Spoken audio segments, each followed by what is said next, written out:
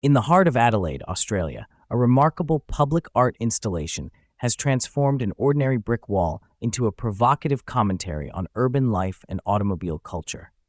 Created by Slovenian artist Matej Vogrincic for the 2000 Adelaide Festival of Arts, CarPark, members only, stands as a monumental work that challenges perception and urban design.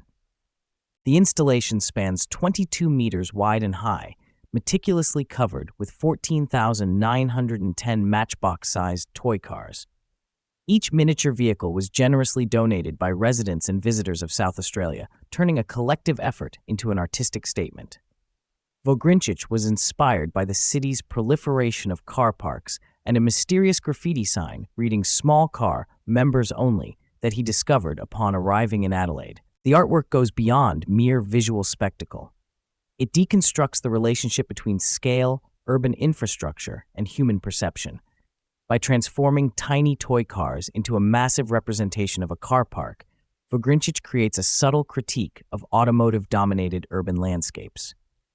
The installation invites viewers to see the world through a child's eyes, where small objects can become monumental and adult perspectives can be humorously challenged.